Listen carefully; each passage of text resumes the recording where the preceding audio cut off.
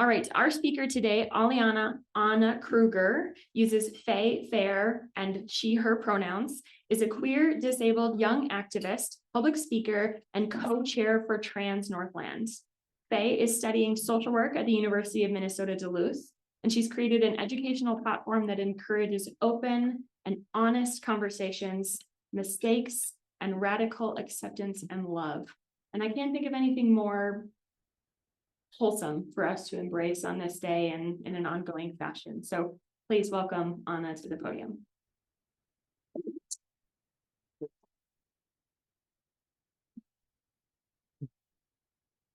Thank you very much for having me. I'm very excited to be here.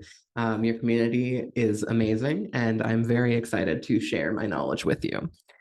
So starting off, this training is a trans training, the basics. So we're not going to go over anything advanced. I will warn you, there's a lot of terminology. There isn't a quiz at the end. So I'm not going to expect you to memorize everything. Why should you listen to me?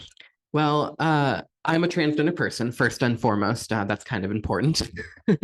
I'm also the co-host of the Transgender podcast, which, if you are at all interested, goes over how to be a better ally, how to better support trans people in your life, basically anything trans related. And it's another way to continue your learning after this if you are a podcast fan. And I'm also the co-chair and co-founder of Trans Northland. We do trans advocacy and outreach pretty much all the way up to the tip of the arrowhead from Duluth, where we're based. So the trans agenda, as you know, we are going to start with a community agreement. This is really important just to make sure that we're all on the same page about what might be said, the stories that are told, anything like that. We're also going to talk about why does this matter. It is critical that we understand why this is important. We're going to be defining some terms, talking about intersectionality, discrimination. I'm going to give you some helpful tools. We're going to be doing some steps that you can do next in the process here. And then we're going to end with a Q&A. And I'd like to just let everybody know that I would like you to save your questions to the end for the Q&A, just so that I can get through the presentation here. So the community agreement, we are going to use people's preferred names and pronouns. If someone has a preferred name or pronoun, we're going to use that in this space. I will not tolerate any dead naming or misgendering or anything. And in that, I mean, I will give you a gentle reminder. I will not kick you out. We're going to ask questions even if they are hard or awkward. If you have a question, I will tell you if it is an appropriate question or not. So be sure to just ask them. No question is bad to ask. And then we're going to keep the stories in the room, use the information everywhere. What I mean by that is people are probably going to share things that they do not want to leave this room. That's really important that we keep all of the stories in this room, in this Zoom call. We do not share those outside of this room. However, I want you to take the information that you learn and use it everywhere in your life. It's really important that we continue to learn and grow, and I think you all understand that. So why does this matter? Can you save your question to the end? So why does this matter? Well, trans people exist everywhere. I know it might not seem like it in small town Ely here, but they do exist. I think the most recent statistics show that about 3% of the US population identifies as trans or non-binary. So if you do that 3% to your community, probably about, I don't know, 100 or so people are trans in the Ely community. So it's really important that you know how to interact and work with trans people. We are under attack. I don't know if you guys have seen this, but there's been a lot of anti-trans legislation going on recently. And it's really important that education is being taught and people are learning so that we can combat that. Trans-friendly spaces help everyone. I don't know a single person who likes public restrooms. That's my biggest one. And trans people advocate for single stall bathrooms, which I think everybody would appreciate. And then learning combats ignorance and develops empathy and acceptance. That's really important. You know, the more that we learn, the more that we understand, the better acceptance, the more acceptance and empathy we can build and develop. Yes.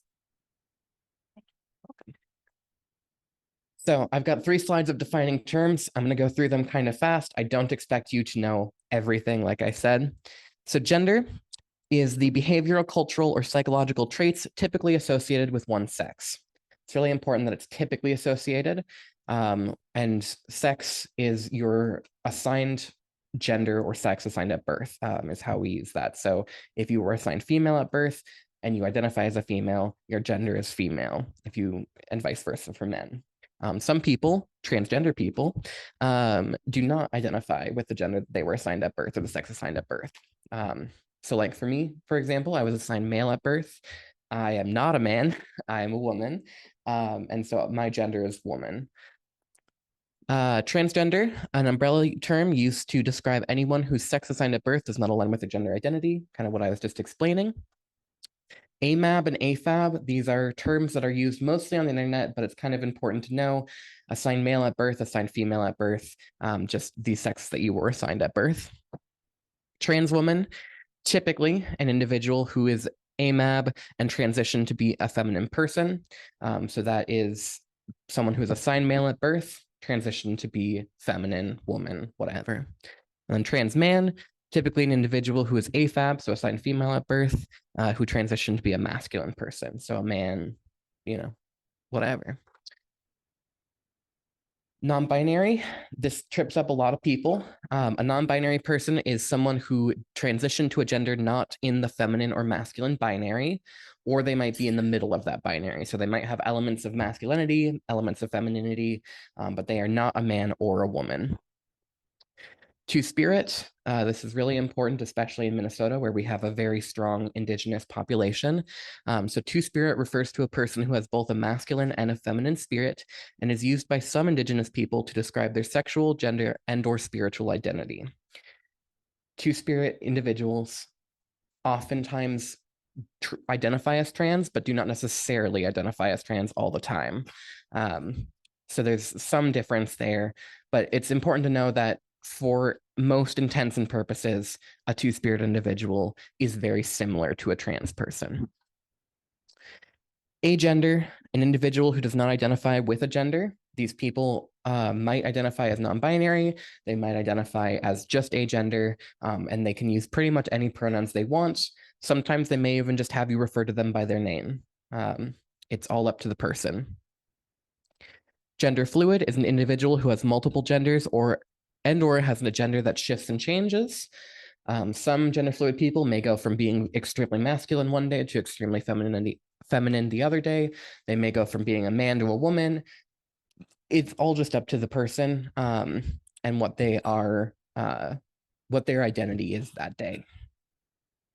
I would like to note here that this is not multiple personality disorder or DID. That is a whole different thing. This is just people who have different gender identities. Intersex, this is my last slide, I promise, about defining terms.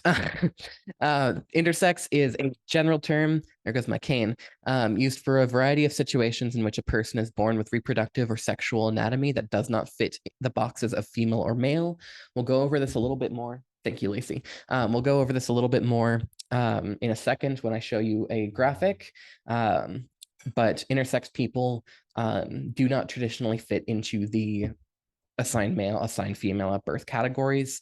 They may have external genitalia, so a penis, but have ovaries. They may have vulva, but also have testicles. Like it just depends. Neopronouns. I don't like this term, but it is the term that is used. So neo means new. Neopronouns are a category of new or neopronouns that are used in place of she, her, he, him, and they, them. Some examples are sie, them, zir, which is the X, sie, here, heres, and fae, faer, fairs, like my pronouns. I don't like the term neo because these are not new. They have been used across our entire history of being humans, but they are new to the English language, which is why they are neo. Dead naming, most often used by trans people to describe having a person using a name no longer associated with them. For example, a name given at birth. This can be intentional, but not, but is usually hurtful to the person either way. It's really important to know. Dead naming is not okay, but if you're making a mistake and you're learning from it, that is okay. Either way, your trans person in your life who you're dead naming is probably going to feel some pain from that. And it's all up to them about how they handle the situation. For me, I really like to just gentle reminders, remind people my name and let them learn. Some trans people take a much more harsh approach and are not as accepting to that. And that's all up to the individual. All right. How we feeling after the terms? Everybody still with me? Okay, good. So intersectionality is really important when we're talking about gender because it plays into all of the other things that disenfranchised communities might be facing. So, for example, race can play a role in how people identify with their gender. As I talked about two-spirit individuals, that's really baked into the indigenous culture, and they don't always identify as trans. Sexual orientation and gender can play a really big role. It's all interconnected. I have a quote here from Kimberly Crenshaw. I really love her work. She is amazing. Highly recommend. And she says, intersectionality is a lens through which you can see where power comes and collides, interlocks. And I think what that really means to Ely is it is a way for all of you to understand how different identities can lead to a person's whole. You know, I think you get a lot of tourists here, a lot of people who are going to the boundary waters, and that's a part of their identity, right? They are hikers, they are boundary water people, but that doesn't necessarily tell the whole story. When we're talking about intersectionality and about how gender identity especially works with this, it's important to keep in mind that gender is only a piece of someone's identity. You know, you are not defined by being a woman. You're not defined by being a man. You are a human who has interests and other parts of their identity. Just like that, I, as a trans person, my whole identity isn't being trans. My whole identity isn't being queer. My whole identity isn't being disabled. You know, there are pieces to me and they all tell the bigger story, but that doesn't necessarily make me a trans person. You know, I take that label on. Some people might not. An intersectional activity, and this is kind of where I want some audience participation here. So I want you to think, what is the color of your skin? Everybody got that in their minds? What is your gender? I think that some people might have a challenge with this question. You know, maybe you're a woman, maybe you're a man, maybe you're not either. Your sexual orientation. Are you queer? Are you gay, lesbian, straight? How have these things helped you? Have they helped you? Have they hindered you?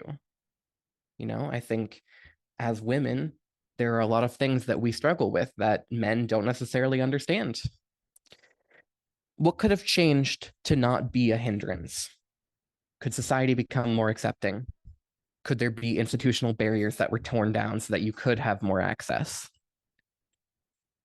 And the thing that I want to leave you with on this slide is how can you make those changes? How can you, as an Ely resident, make the changes of allowing a more accepting community, of breaking down those barriers?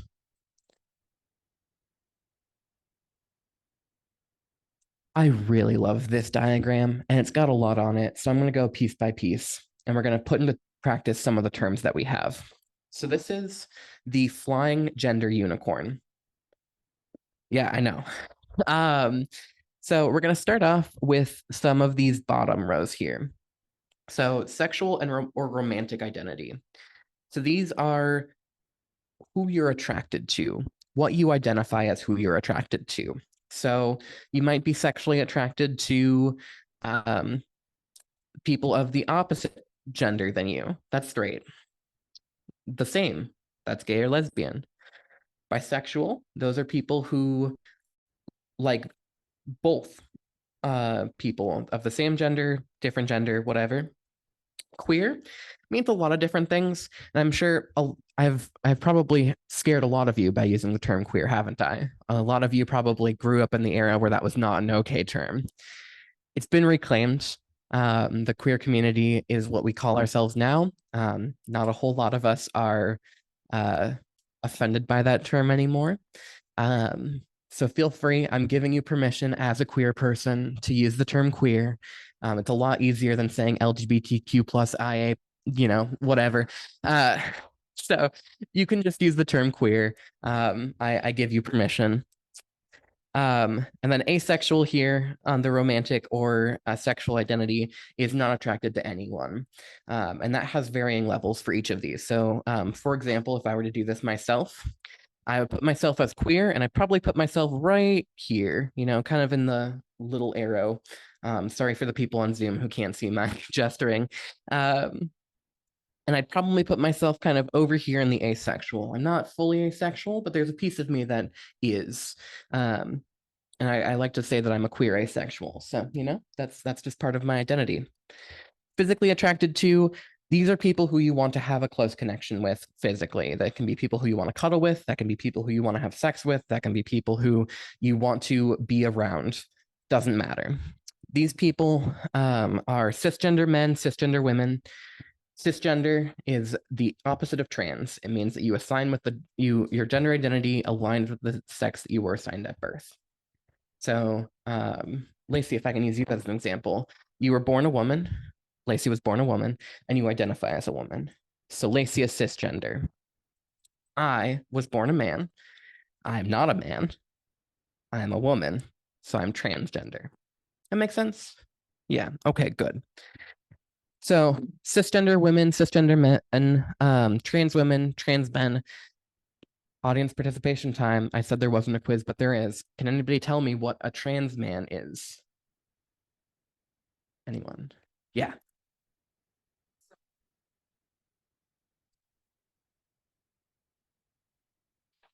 Exactly. Someone who was born female and is now male. That is exactly what a trans man is.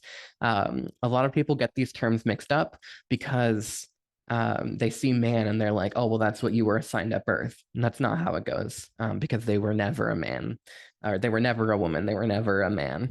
They were born a woman and assigned male at birth. They were born a man and assigned female at birth.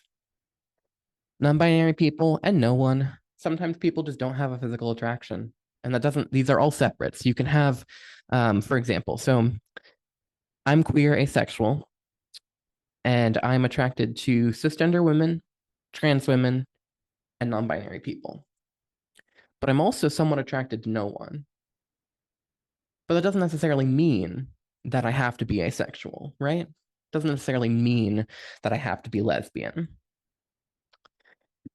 Romantically attracted to, these are the things that you want to have in a partner. You want to have an emotional attachment to them. So you want to be close to men for your emotional support. You want to be close to women for your emotional support. And again, it's all the same categories: cisgender men, women, trans people, non-binary people, no one. That's kind of the attraction scale. Any questions? Sorry, no questions yet. Sorry, that's my bad. That's my bad. That all makes sense though. The attraction scale. Yeah, okay. So then we've got gender assigned at birth. And these are 3 categories: female, male, and intersex. This is where we're going to kind of get into the intersex stuff, because up here in the external genitalia at birth, you can see that there is a vagina, a penis, and then there's this whole line in between that is different genitalia. I'm sorry, I know you all are eating. You don't need to look at the depictions. But it is important to note that there is a wide variety of people who have intersex identities and what their genitalia may or may not look like. Kind of down here, hormone levels. These do vary over time. They've got 3 here. There are a couple more that are important in your identity. But the 3 that they have here are estrogen, testosterone, and progesterone.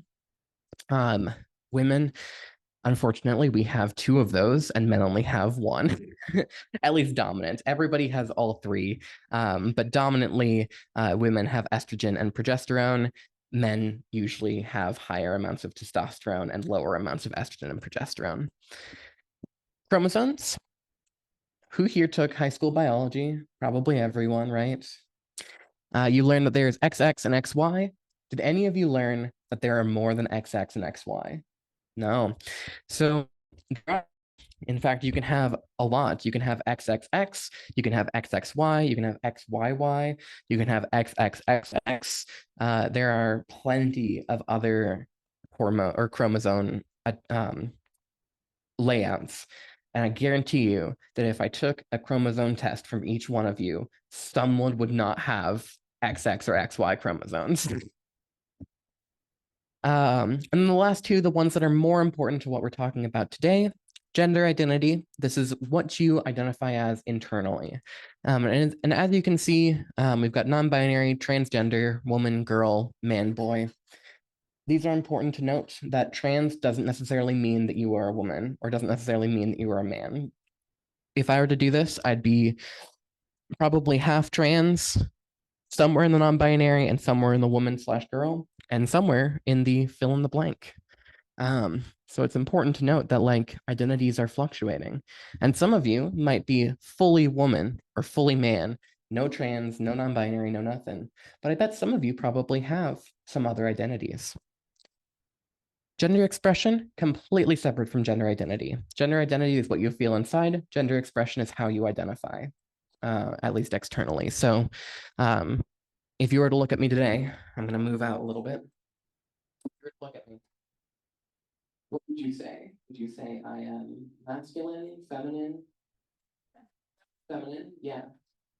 So that's my gender identity, is feminine. But sometimes I dress masculine. Sometimes I dress very neutral.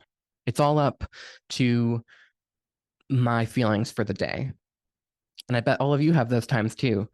I guarantee some of you in the crowd, especially women, don't always dress extremely feminine. Yeah, exactly. Especially here in Ely. Probably wearing those big bulky coats. So, you can have a gender expression that doesn't always identify with your gender identity. And that's totally okay. And I want to encourage that. Dress how you want to dress. Don't let society tell you how to dress. Thank you. So, discrimination. I have the Oxford definition here, and my partner last night, when they were reading this over, was making fun of me for it. But I think it's important just to have the background here. So, discrimination is the unjust or prejudicial treatment of different categories of people, especially on the grounds of ethnicity, age, sex, or disability. And the reason why I have the dictionary definition, why I think it's so important that I have the dictionary definition, is nobody can argue with the dictionary. I could sit up here and tell you, what I think about discrimination, but you can argue with me all day. But you can't argue with the Oxford Dictionary. But what you can argue with me about is how discrimination can come in all forms, can be accidental, casual, or intended. It is all discrimination. And what I really want to drive home is that it doesn't necessarily need to be intentional to be discriminatory. You can be accidentally discriminatory. You can be casually discriminatory. Language is very discriminatory and very ableist if you look at it. And so, part of what I want you to take away is how am I using language to potentially hinder people? How am I taking advantage of the language that I have? Am I being casually racist? Am I being casually ableist? And I really want you to just look at that and think. So some helpful tools. I can never get it to work to where you can actually read anything on here.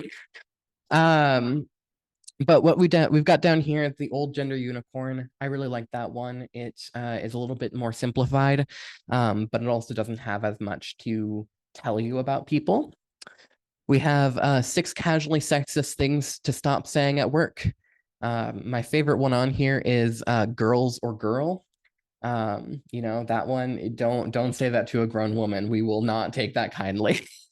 Office mom is also on here, like, you know, just don't. And then what racism looks like. So it kind of goes over the inequalities and institutional racism that we all experience and benefit from or don't. You know, I'm sure that most of you probably have a place to live or had money when you were growing up or something like that. And sometimes you didn't, and sometimes you did. And a lot of the time that's based on the color of your skin. So what are some things that all of you can do? Well, first of all, you're here. Thank you for listening to me. And that's the best first step, is just to learn and come to the basic training and to understand. But be mindful of what you say and how it might come across. You may have the best of intentions, and if you say it in the wrong tone or if you say the wrong thing, it might be construed a whole different way. So just be conscious of that. You know, sometimes we don't always think before we speak. It's really important that we do, especially when we're talking to people who have different experiences than us.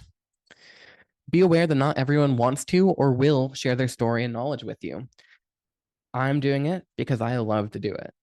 I am very unique in that. A lot of trans people, especially, just want to pass or not be known as trans. They want to be construed as cis. They want to just live their lives as whatever gender they are, instead of being like, oh, well, you're a trans woman. They just want to be a woman. So just be aware of that and seek the sources of knowledge that are willing to tell you more. My podcast is a great source of that if you're interested in trans education. Otherwise, there are plenty of books on how to be anti-racist. There are plenty of resources out there to be more accepting of queer identities. It's all out there. The internet is amazing. Kind of along with that, it's your job to further your understanding, not anyone else's. You have to seek out these trainings. You have to seek out these information spots. I can guide you and I can give you resources, but I cannot force you. You know, I can't force a horse to water. I can only guide them. And then being kind can go a long way. Think of how you are showing kindness to the people around you. I think that's the most important, is how are you being kind today? A smile goes a long way. And I realize to most of the women in this room that can be construed as sexist, you know, smile more, do this, do that. But genuinely, if you smile, people will smile back. And I think, Ely, you understand that very well. Q&A and fact. FAQ. So thank you. Thank you all. And I'm happy to take questions now. Lacey will walk around and pass out the microphone.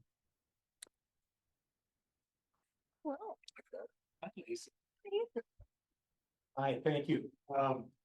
And one of the very early slides, the definition slides, gender was defined, if I remember correctly, as behavioral, cultural, and psychological characteristics. Yes. Did I have that right? Yes. It's physical. Because gender does not have to be your physical presentation. You can be a man without looking like a man. You can be a man without physically being a man. I like to use the example, you know, we often say for trans people, we were born in the wrong body. I don't like that terminology. What I like to do is think if you were just a ball floating out in space, would you still know that you were a man? Would you still know that you were a woman? And the answer is probably yes. And so if you're just an amorphous blob floating out in space and you still know your gender identity, that's not physical. That's all about what is going on in your brain and who you are inside. This physicality does figure into self-identification at times, I think. I'm not saying that very well. No, but it does. It does absolutely. Your physical identity can influence who you are. You know, um, sorry, I'm just thinking of a way to describe this. So, like my medical transition, I've undergone surgeries, I've gone through hormone therapy, and it has aligned my physical look with my internal sense of self, right? So I feel more like a woman because I look more like a woman. But that doesn't mean that I was never not a woman. So they can coincide and you can do things to change and feel more like yourself. But gender is not linked to physical presence, other than just you feeling more euphoric about yourself. Yeah. Maybe a functional example to talk about. I have a little pet peeve, and I'm curious what you think about this, Anna, but the trend of gender reveal parties. Really, what's being revealed is the sex of the child, because they have information about chromosomes and they have information about genitalia. So I'm not super like anti-sex reveal party, but it's an interesting tool to understand the difference between sex and gender, which is more of a performative identity or a mental state. Exactly. A baby does not understand the concept of gender yet. Up until about the age of, well, okay, so using my own example, I didn't know I was trans until I was about 8. That's when things started to feel wrong. And so I think going off that logic, like when you develop your sense of gender, you start to feel off and different. And that is based on your physical presence. So, like I was born a man, and when I was 8, I started to feel like, this doesn't feel right to me. But that doesn't necessarily mean that if I had been raised or born as a girl, that I would experience that same thing. And I'm not sure if that's exactly how I want to say it, but yeah, your gender is influenced, but not inherent to your physical identity. Yeah, I wasn't sure. Thank you. First of all, Anna, thank you for sharing this information. I feel highly undereducated. I appreciate your taking the time to educate us.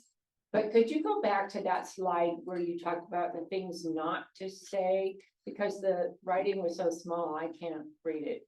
Could you kind of go through that list? For the 6 casually sexist things to say, yeah. So you probably won't come back to work after the baby is born. That one is very bad. Do not say that. Oh, I gotta get really close. Jane, can you take notes at the meeting? So expecting women to be the note takers. The pretty new marketing assistant. Yeah, please do not say that. And then you need to soften your emails and take a gentler approach in meetings. Yeah. Very, very sexist. And so I think it's important that these are things that are recognized. And I got this from the site US News.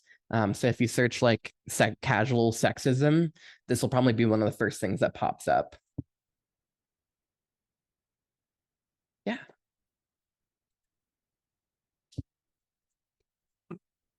Jodi Picoult has a book called Mad Honey.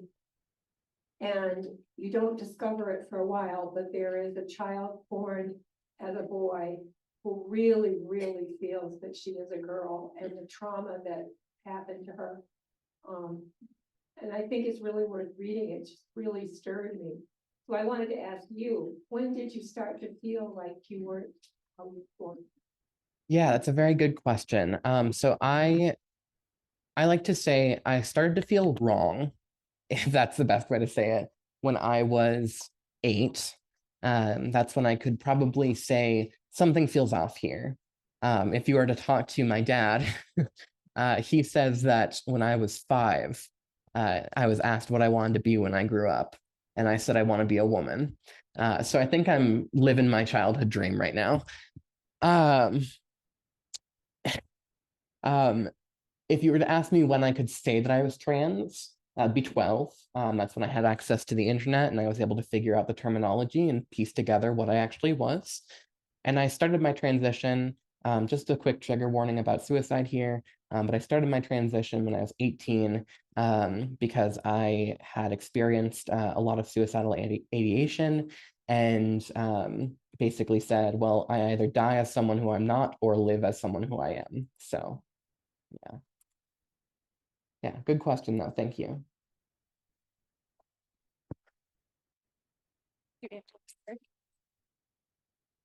Hi, so I feel like I have a lot of people in my life, like family and friends who might like, I'm gonna just throw out identities, but like act more liberal or identify as queer allies, but when it comes to using non-binary or pronouns outside of the binary, like using those is like difficult, and sometimes if I correct them, they kind of come with like they just don't want to be wrong about something.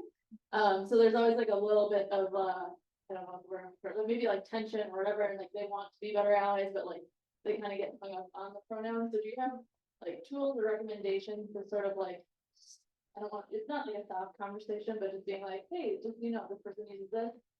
Don't want to like better just making it that conversation a little bit easier, because I feel like I would kind of come with like a little bit of can't kind of work. Yeah, this is a question I get asked a lot. So good question. And the answer is it varies, which I know is not super ideal. But the way that I approach it is I kind of have a tiered approach where I say, okay, I think that this was a mistake. I'm going to gently remind you and say it's not you.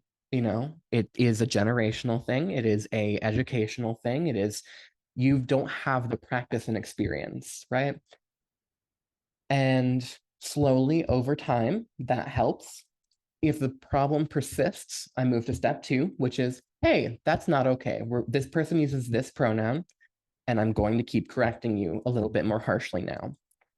And then step 3 is, okay, this is becoming a problem. You are not gendering this person correctly.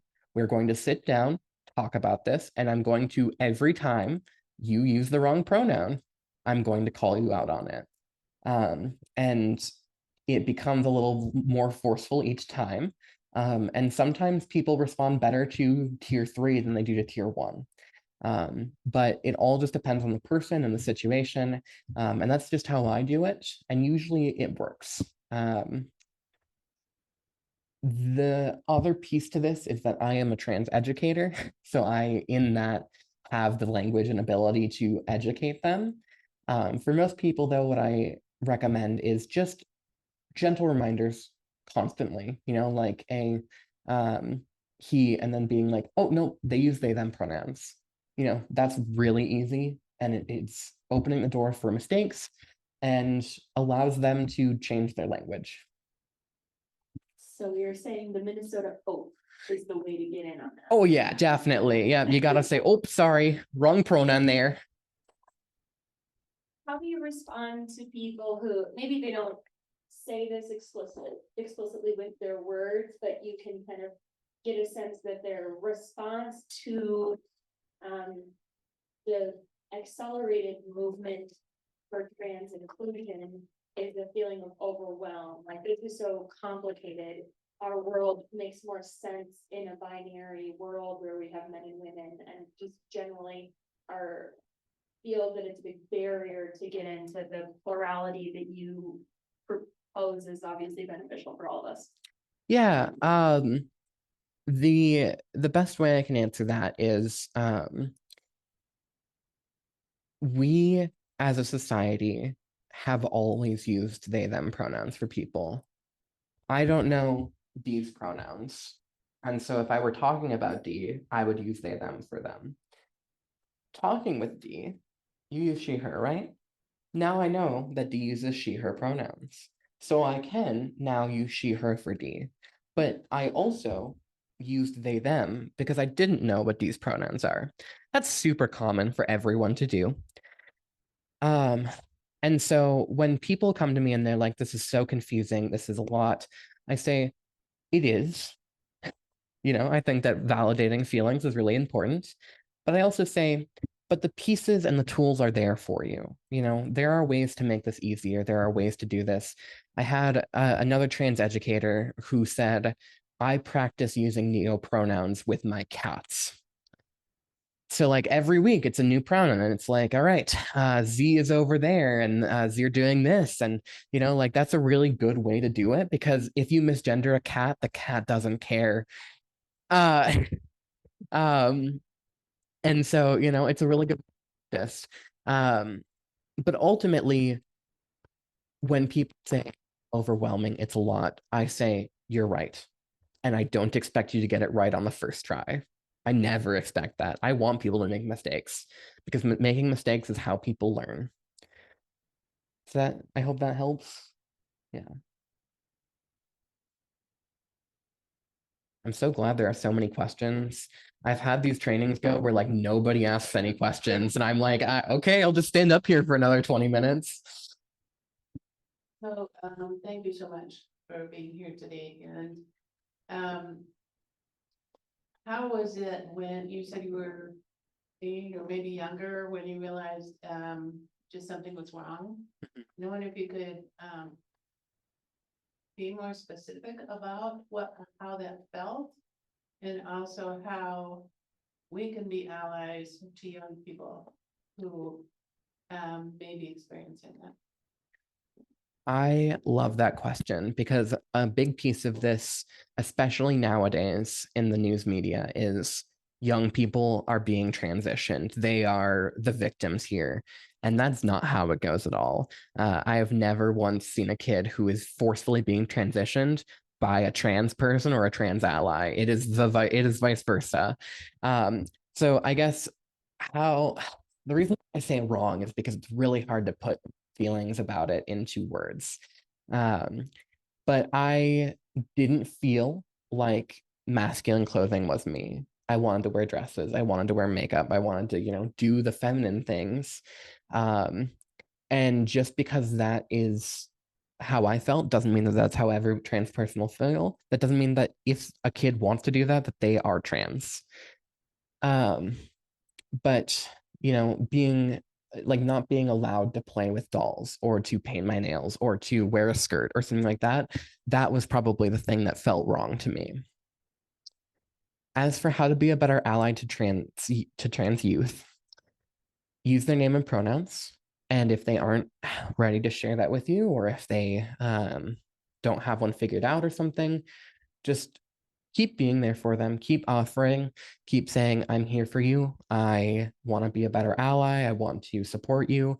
And you can show that by learning more. You can also show that by if you, it's really tacky and weird, and I don't want to necessarily advertise it, but if you look online, you find a celebrity or something. Janelle Monáe is who I'm going to use because I love Janelle Monáe. Janelle Monáe is a non-binary trans, or not a non-binary trans woman. She is a non-binary woman. Uses she, her, and they, them pronouns. And so you can practice those. And if you talk about these celebrities around trans people, you can also show that you are supportive of that. Youth don't always tell their adults in their lives that they're trans. I didn't.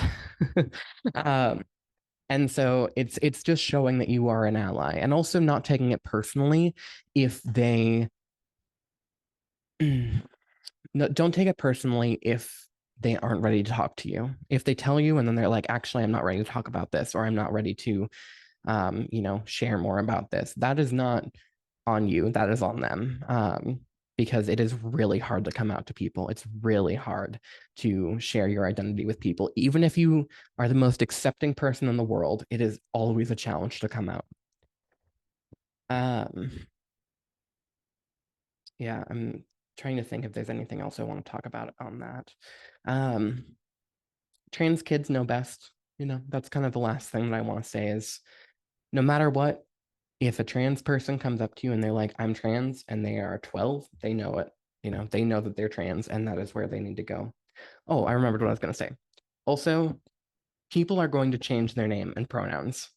it is a process of coming out and learning, and just be open and respectful to that. I really hope that you don't leave here being like, I cannot make a mistake, because that is not what I want to say. I want you all to make mistakes. And sometimes a trans person will also make those mistakes by saying, I am Chelsea today, and I want you to use Chelsea for me, and she, her.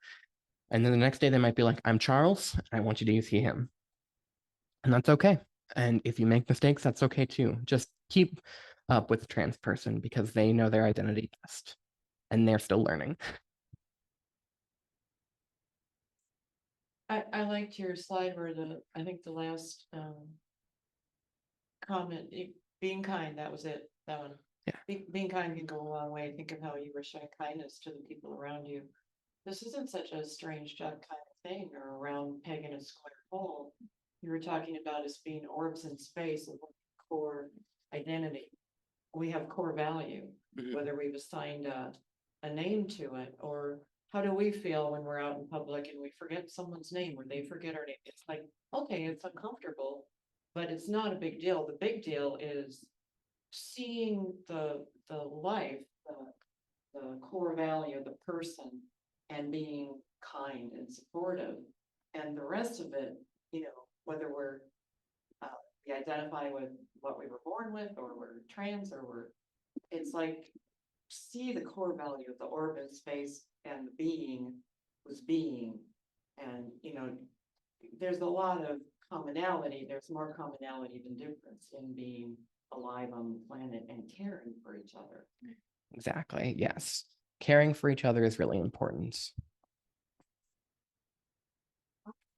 How can we address schools in helping our transgender? It's like, I know one friend, her trans son is in Queens, and St. Paul has a really good program, but up here, a little worrisome. Yeah, this is a question I also get asked a lot, because it is the most prevalent, probably, that is talked about. Not the most prevalent that's actually happening, but the most talked about. The best way is education. A lot of the time when people are coming at trans people, it's because they don't know what trans people are, who they are, or what they do. Like they're like, well, they're gonna use the women's bathroom and they're gonna like be predators to our children. And I will tell you right now, I have been studying trans issues for about 4 years, and I have never seen anything like that.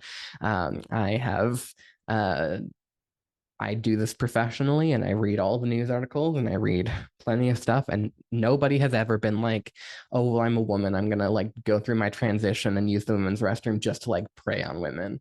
That doesn't happen. That's really important, is just, reminding people and educating people that is not a thing that happens.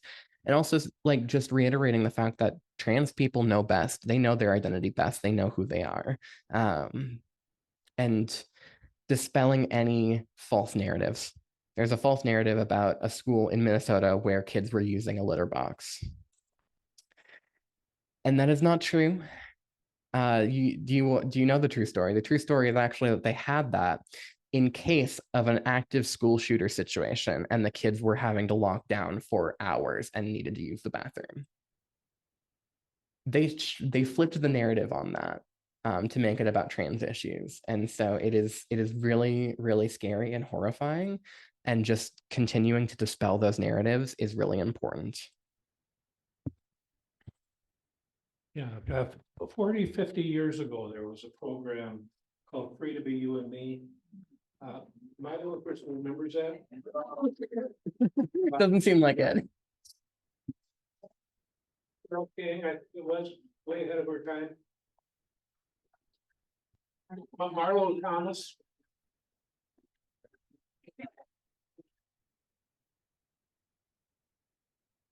I don't know who that is or what that program is. So I don't know, but it sounds really good. Yeah, I'm sorry. I find it. Yeah, I'll find it on YouTube. Yeah, no, like I said, I've been doing this for about 4 years. I know a lot of queer history. I did not know about that, so I will have to educate myself though. Right. We're getting on a roll here, but we're also approximating the time. So I'm gonna give a 5-question or comment warning. I'm gonna admit, allow that we'll go over time a little bit. But if you need to leave at 1 o'clock, please do that discreetly and as you wish, but we will go slightly over because there's so much juicy conversation happening. Hi. Marvel Thomas did the show, but Carole King wrote the music. Gotcha. Okay. So I just wanted to share a story about how things can happen really unexpectedly around these issues, and especially around the pronouns. So I was in Nordstrom's with my daughter, and she went off to do something else. I was doing my thing. I paid. I was waiting for her, and there was a person really dressed and made up and looked fantastic. And I really wasn't sure if this was a she or a he, but we were chatting, and my daughter came up, and she said, oh, you know, what you doing? I said, oh, I'm just talking to him about travel. And immediately I went, oh, no, I made an assumption, but I really don't know. And so I went up to the person, and I was a little embarrassed, a little worried about how it would be taken. But I just said, you know, I'm really sorry. I made an assumption about what your pronouns are, and how would you like me to address you? And he said, oh, I use he, him. And thank you very much for asking. And we had a little conversation about pronouns. And then we went on to have a great conversation about travel again. Because we both love to travel. This person was early 20s, I'm thinking. But again, it took me by surprise, because who would think in Nordstrom's waiting for my daughter, this huge emotional issue would come up as I'm just chatting with someone that I don't know. And you know, it was just kind of taking my courage in my hand and going up and I'm sorry, how would you prefer me to address you? Excellent job handling that situation. That is exactly what I want people to do, is come up and ask questions, because it is never a problem to ask someone about what pronouns they use, what their name is, what their identity is. It's the same thing you would ask just about anyone else. Like, oh, hey, what's your name? It's super easy to do. And so let's keep doing that. I love that. Pick up on earlier conversation about what makes some people nervous, some communities nervous and such, and how we misunderstand things. I'm wondering if you can talk at all about if there is any overlap, and where there is and where there is not, between transgender identity and drag shows. So maybe clear up some misunderstandings here. Yeah, let me first say drag is a performance art, just like theater is, just like singing is, just anything like that. It is not the same as burlesque, which is 18+. Drag is inherently very kid-friendly. There are queens who do perform burlesque-like shows, and those queens make sure that their shows are known to be 18+. Drag in itself is not a problem for kids. I see that a lot. Neither is trans issues. The difference between a drag queen and or drag in itself and trans is that typically a drag person or a person performing drag is not trans, or if they are, you know, performing differently. It's to not like have to go into a lot of feminist history here. Drag and trans people are interconnected. The first trans women who we have throughout history in prides and riots and things were drag queens, because that was the only way that they could express themselves, and that's the language that we have. So they are linked. However, in today's society, drag is a performance, trans is an identity. It's kind of the best way I can separate it. Yeah. I don't know, we've talked a lot about, how we engage and we're educating ourselves. I guess my question has to do with essentially the social and environmental aspects. Whatever the proper word would be, queer or other people are exposed to, present, I assume since everybody in their lives are going through change and trying to understand themselves. What special barriers are enabled for them to enable them to do? You said you knew and you acted upon that. Is it? But so is it something that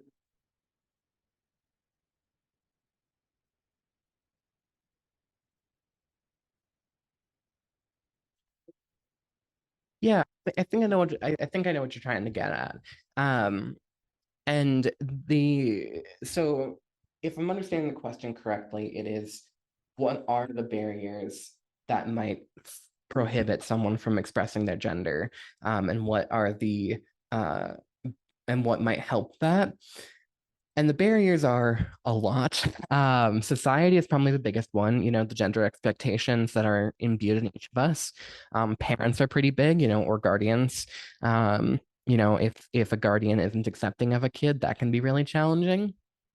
And the ways to prevent that is education, first off, and also letting people dress and decide and do what they want to themselves. Like if a kid is like, I don't want to go shopping in the men's section, I want to go shopping in the women's section, allowing that and allowing them to have that experience.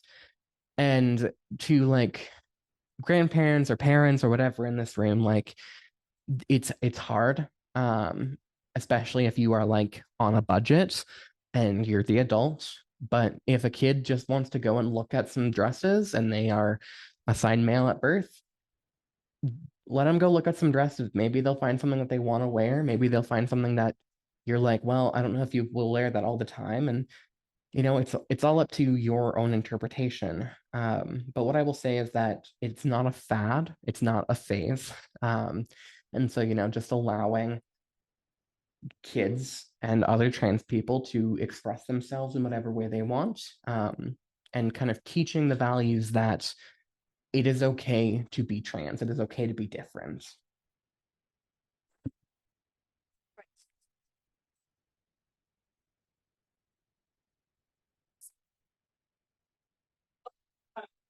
I'll talk about it. So I have a question about little kids. So some of our relatives live out in California and they've got kids that are 3 to 7. And they've been telling us a little bit about conversations that they as parents and their kids have been having in their school system.